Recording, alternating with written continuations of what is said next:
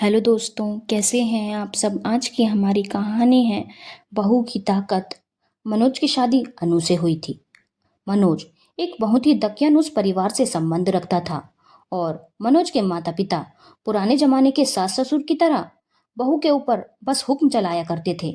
मनोज भी अपने माता पिता की तरह अनु से हमेशा बदतमीजी से बात किया करता था, जबकि अनु के मायके का माहौल बिल्कुल अलग था। अनु के पिताजी ने हमेशा अनु की मां का सम्मान किया था, लेकिन मनोज के घर का माहौल बिल्कुल अलग था। मनोज के पिताजी भी उसकी मां के साथ बहुत बदतमीजी से बात करते थे और उसकी मां को बिल्कुल बुरा नहीं लगता था, बल्कि उनके हिसाब से घर के पुरुष घर की महिलाओं से ऐसा ही बर्ताव करते हैं या उनका हक होता है, क्योंकि वह हमें खाने के लिए रोटी देते हैं, हमारे खर्चे चलाते हैं। यह सब कुछ सुनकर अनु को बहुत अजीब लगता था कि अगर कोई खर्चा चलाता है तो यह उसकी जिम्मेदारी है। औरत भी तो उसका पूरा घर संभालती है और शादी होती किस लिए है? ताकि एक परिवार बच सके, एक घर बच सके जिसमें पुरुष कमा कर लाए और स्त्री उसे अपने घर के रख रखाव और जिम्मेदारियों में जरूरत के हिसाब से खर्चा करे। लेकिन अनु के ससुराल में ऐसा माहौल बिल्कुल नहीं था। वहां औरतों के हाथ में कुछ नहीं दिया जाता था, सारे फैसले पुरुष लेते थे। अनु की सासू माँ भी बिल्कुल खड़ूस सासू माँ थी, जो अनु को एक बहू कम और एक गुलाम ज्यादा समझती थी, क्योंकि उनकी सास ने भी उनके साथ ऐसा ही किया था। अनु के ग्रेजुएशन करते ही उसके पिता ने उसकी शादी कर दी थी। अनु कोई नौकरी नहीं करती थी, लेकिन उसने सपने में नहीं सोचा था कि शादी के बाद एक एक रोटी खाने की कीमत उसे इस तरह से चुकानी पड़ेगी। बात बात पर मनोज उसकी बेइज्जती करता था और बोलता था, फ्री का खाना मिल रहा है तो बकवास तो करोगी ही। तुम्हारा पेट मैं भरता हूँ तो मेरे हिसाब से चला करो। तुम्हारी औकात नहीं है मेरे आगे जबान चलाने की। और पता नहीं क्या क्या बोलकर हमेशा अनु की बेइज्जती किया करता था, जिस पर अनु अक्सर मनोज से बहस कर लेती थी। तो अनु की सासू माँ और ससुर जी भी अनु को बातें सुनाकर उससे साफ साफ बोलते थे कि अपनी औकात में रहो। तुम्हारी औकात नहीं है हमारे बेटे से जबान लड़ाने की। इतनी अकड़ थी तो नौकरी क्यों नहीं की? पति के पैसों पर मौज भी करनी है और अकड़ भी दिखानी है। पति अगर कमाकर खिला रहा है तो उसका शुक्रिया अदा करो, ना कि उसके सामने अकड़ के रहो, बल्कि उसके गुलाम बनकर रहो। यह सब कुछ सुनकर अनु अंदर तक हिल जाती थी, यह सोचकर कि कैसे घर में उसका ब्याह हो गया, क्योंकि उसके मायके का माहौल बिल्कुल उल्टा था। उसकी माँ भी एक हाउसवाइफ थी, लेकिन उसके पिता ने सारी जिम्मेदारियां उसकी माँ को दे रखी थी और पूरा जीवन उनका सम्मान किया था। कभी कभी अनु फोन पर अपनी माँ से ये सारी बातें करती थी और वह भी बहुत दुखी होती थी कि यह कैसे घर में हमने बेटी का ब्याह कर दिया। अनु की एक कुंवारी ननद भी थी, लेकिन वह भी अपने माता पिता की तरह बदतमीज थी और अनु के साथ बदतमीजी से ही बात करती थी। लेकिन उसके माता पिता या भाई कुछ नहीं बोलते थे, यह बोलकर कि ससुराल जाकर तो फिर इसे झेलना ही है, ससुराल वालों से और पति से दबकर ही रहना है, क्योंकि औरतों की यही नियति होती है। तो जब तक मायके में है तब तक इसे मनमानी कर लेने दो। इस वजह से अनु की ननद भी अनु के साथ बदतमीजी करने से पहले एक बार नहीं सोचती थी कि वह खुद एक लड़की है, कल को उसे भी ससुराल जाना है। अनु का इस घर में जीना मुश्किल हो गया था। बात बात पर उसे बेइज्जत किया जाता था, एक एक रुपए के लिए उसे तरसाया जाता था, एक एक जरूरत के लिए उसे अपनी सास या अपने पति के आगे हाथ फैलाकर भीख मांगनी पड़ती थी। और उसके बाद भी अगर उनकी मर्जी होती तो वह उसकी जरूरत पूरी करते थे, नहीं तो उसे दुत्कार देते थे। अनु को यह सब कुछ बर्दाश्त नहीं हो रहा था, लेकिन उसे पता था कि एक बार रिश्ते में बंध जाने के बाद उस रिश्ते को तोड़ देना एक लड़की के लिए इतना आसान नहीं होता। इससे सिर्फ उस लड़की का घर नहीं टूटता, बल्कि उसके माता पिता का सम्मान, बलिदान, सब कुछ टूट जाता है। और वह अपने माता पिता को कोई दुख नहीं देना चाहती थी। अनु पढ़ी लिखी थी, इसीलिए वह सोचती थी कि कोई नौकरी कर ले, लेकिन जैसे ही उसने घर में नौकरी की बात की, उसके घर में बवाल मच गया। ससुर जी ने साफ बोला, हाँ हाँ, तू तो चाहेगी कि नौकरी कर ले ताकि हमारे ऊपर अपनी धौंस जमा सके।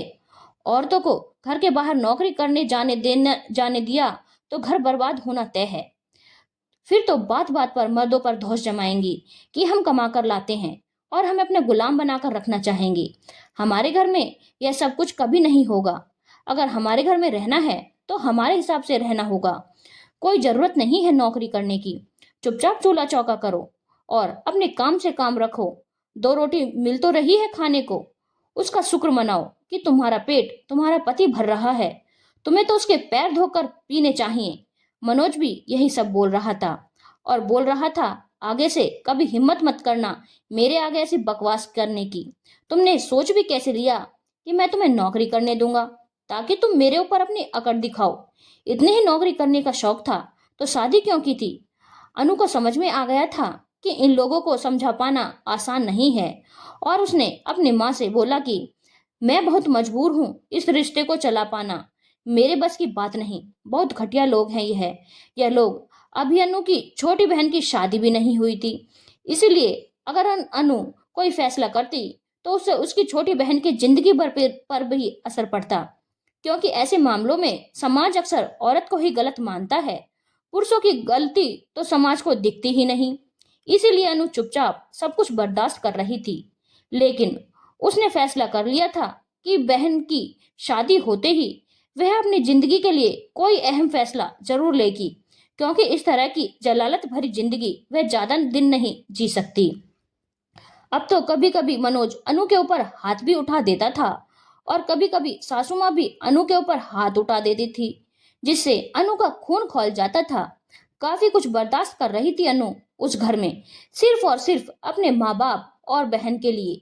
इसी बीच अनु ने सोचा कि घर से बाहर तो यह लोग मुझे जाने नहीं देंगे, तो घर से ही कुछ किया जाए।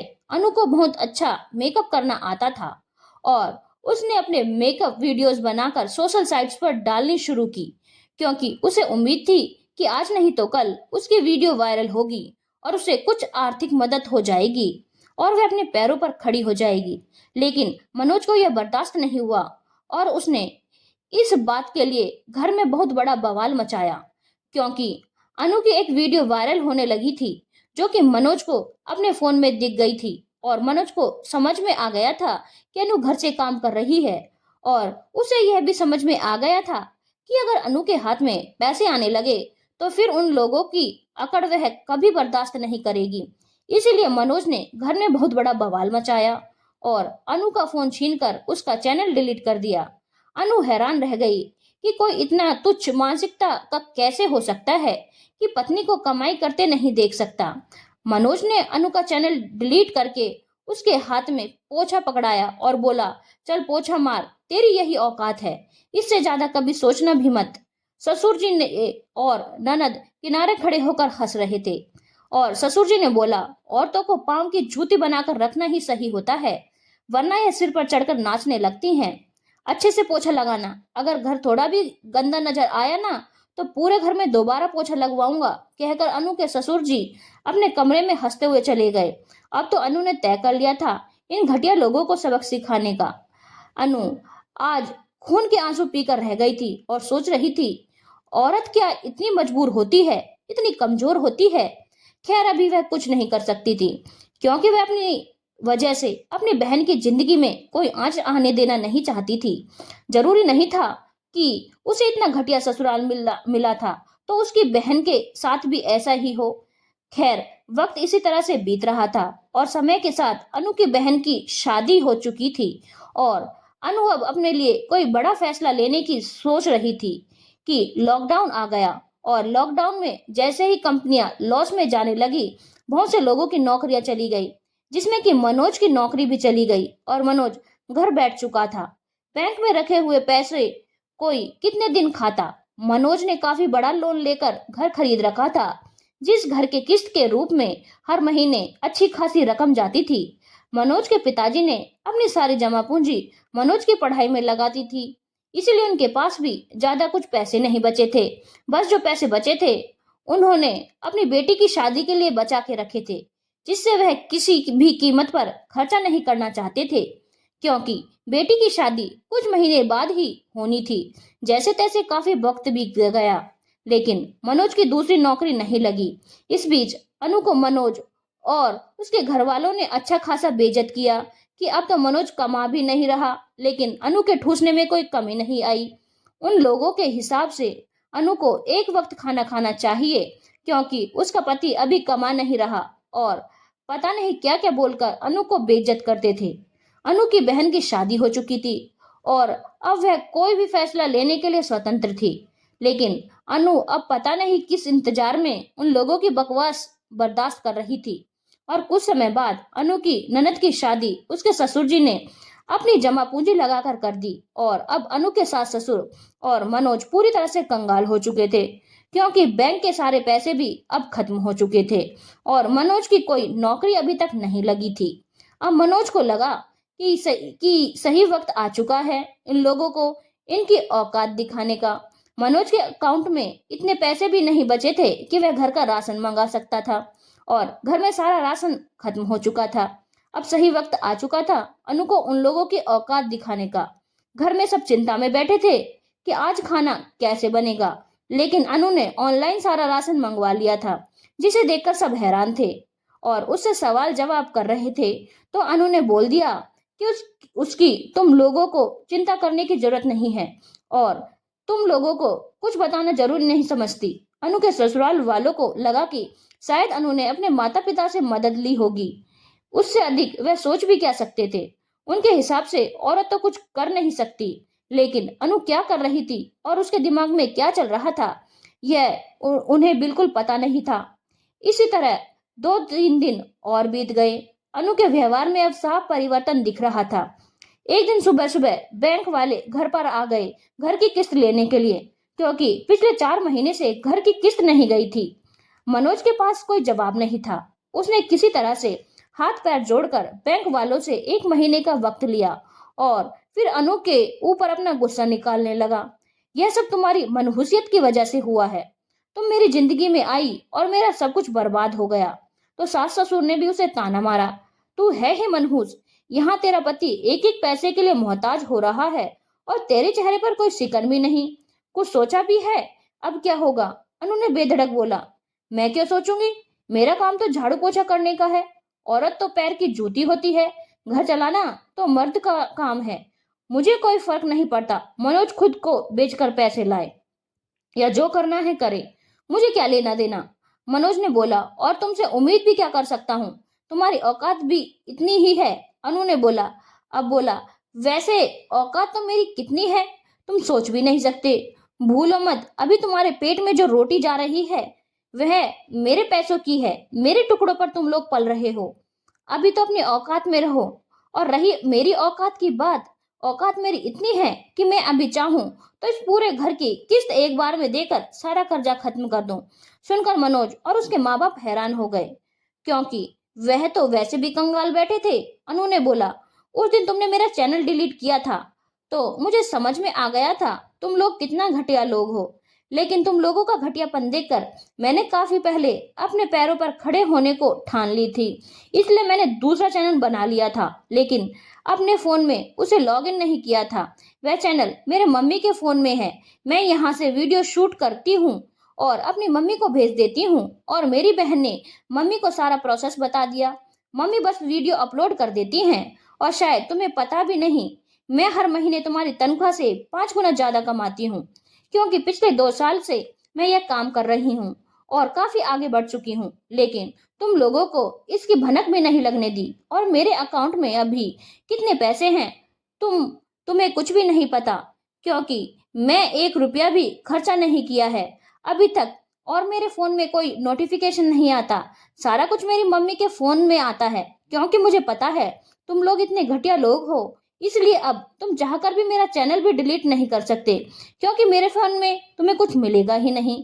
कहकर अनु जोर जोर से हंसने लगी और बोली, मैं चाहूं तो अभी तुम्हें छोड़कर जा सकती हूँ, किसी के ऊपर आश्रित नहीं हूँ। मैं तुम्हें कहीं ज्यादा कमाती हूँ, तुम तो अभी नौकरी भी नहीं करते, तुम्हारी तो औकात मेरे सामने खड़े रहने की भी नहीं है। लेकिन अनु मैं लेकिन नहीं, मैं कहीं नहीं जा रही हूँ, यहीं पर रहूंगी। आखिर औरत की औकात तो यही होती है ना। कहकर अनु अपने कमरे में जाने लगी।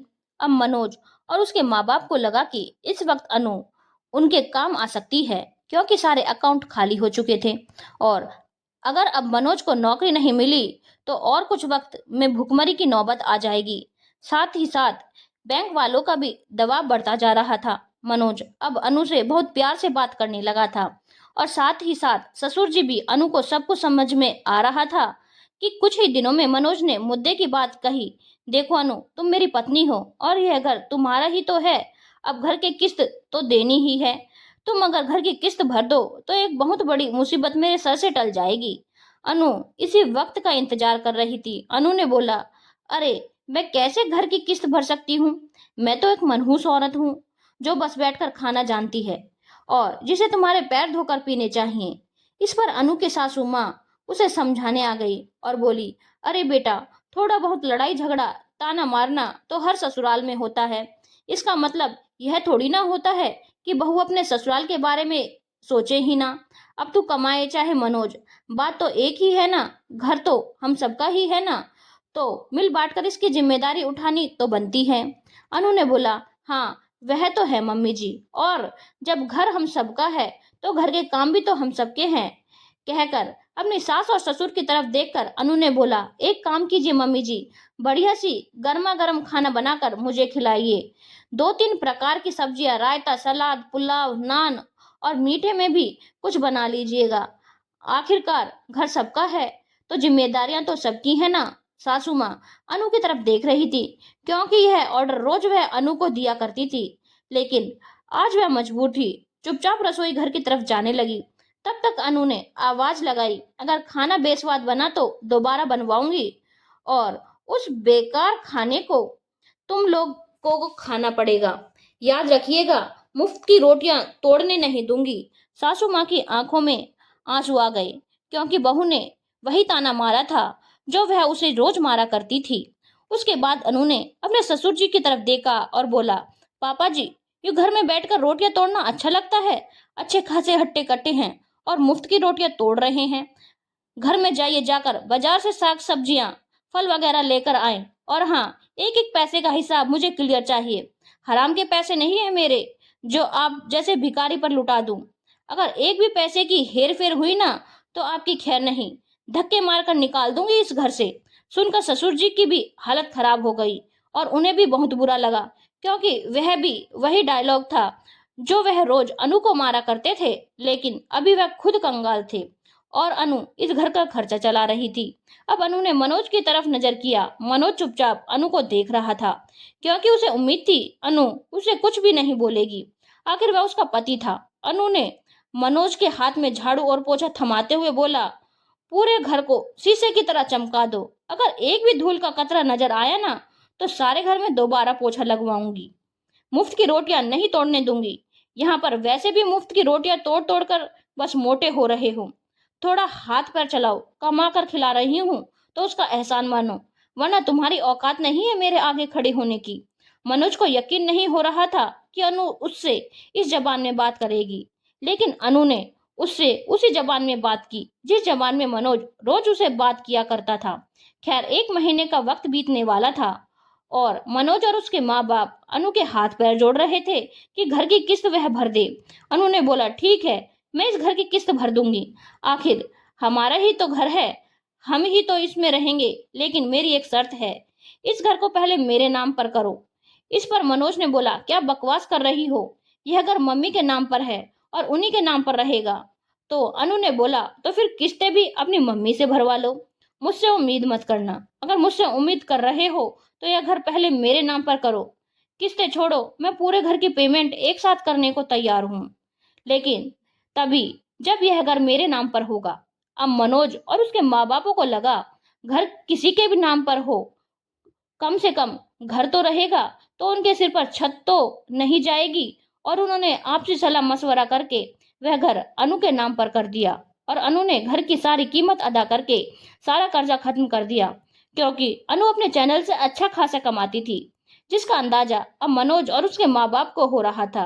अब अनु ने मनोज और उसके माँ बाप को उनकी असली औकात दिखाने की सोची और मनोज के सामने एक और कागज रख दिया जो कि तलाक के कागज थे। अनु ने बोला, मनोज, मैं तुम्हारे जैसे नीच घटिया 2 कौड़ी के इंसान के साथ अपनी जिंदगी नहीं बिता सकती, इसीलिए मैं तुम्हारे साथ तलाक लेना चाहती हूँ। चलो, मुझे पता है तुम कंगाल हो और मुझे कुछ नहीं दे सकते। मुझे तुमसे कुछ चाहिए भी नहीं, बस तुमसे छुटकारा चाहिए।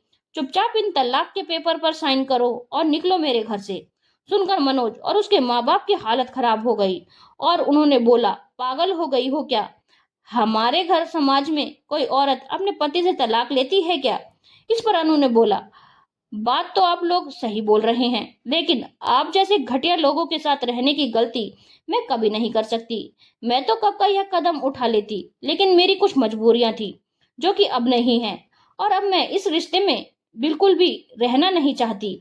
वैसे मेरी मजबूरियां तो काफी पहले ही खत्म हो गई थी, लेकिन मैं सही वक्त का इंतजार कर रही थी ताकि आप लोगों को जवाब देकर इस घर से जा सकूं, और सही वक्त मुझे मिल गया। इस लॉकडाउन के वक्त जब आप लोग पूरी तरह से बर्बाद हो गए, आज मेरे दिल को बहुत सुकून मिल रहा है। तुम लोगों को तुम्हारी औकात दिखाकर औरत पाँव की जूती होती है ना, लो इस पाँव के जूती ने आज तुम्हारे नाक रगड़वा दी। अब चुपचाप मेरे घर से निकलो, वरना धक्के मारकर निकलवा दूंगी। अनु के ससुर जी ने बोला, अनु, तुमने धोखे से यह घर अपने नाम करवा लिया। इस घर की काफी पेमेंट मनोज ने भरी थी। इस पर अनु ने बोला, हाँ मुझे पता है, और आप जैसे नीच घटिया लोगों के लिए ऐसा जवाब देना बनता है। लेकिन चलिए लेकिन चलिए, मैं आप जैसी बुरी नहीं हूँ। मनोज ने जो किस्तें भरी थी उतने पैसे मैं मनोज को देने को तैयार हूँ, पर आप लोग इस घर में नहीं रह सकते। मनोज ने बोला, अनु ये तुम क्या बोल रही हो? हम कहाँ जाएंगे? अनु ने मनोज से बोला, वैसा मुझे नहीं पता। जहाँ स्त्रियों का सम्मान नहीं होता है, स्त्रियों से भी उम्मीद नहीं करनी चाहिए। अगर तुमने जीवन में मुझे थोड़ा भी सम्मान दिया होता तो मैं अपना सर्वस्व तुम पर न्यौछावर कर देती, लेकिन तुमने तो कदम कदम पर मुझे अपमानित किया है। और तुम्हारे जैसे पति को तो उसकी औकात दिखाना बहुत जरूरी है, जो औरतों को कमजोर समझने की गलती करते हैं। बहुत घमंड था ना तुम्हें अपनी कमाई पर। कहाँ गई तुम्हारी सारी कमाई? मैं यह नहीं बोल रही कि तुम्हारी दोबारा नौकरी नहीं लगेगी, जरूर लगेगी, लेकिन एक सच यह भी है कि जितने तुम्हारे पूरे साल की तनख्वाह होती थी ना, उससे ज्यादा मैं 2-3 महीनों में कमा लेती हूँ। तो देख ली औरत की ताकत क्या होती है।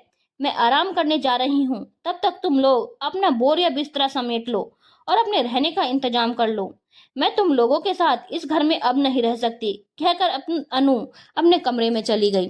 धन्यवाद दोस्तों। अगर आपको कहानी अच्छी लगी हो तो चैनल को लाइक, शेयर और सब्सक्राइब करना ना भूलें।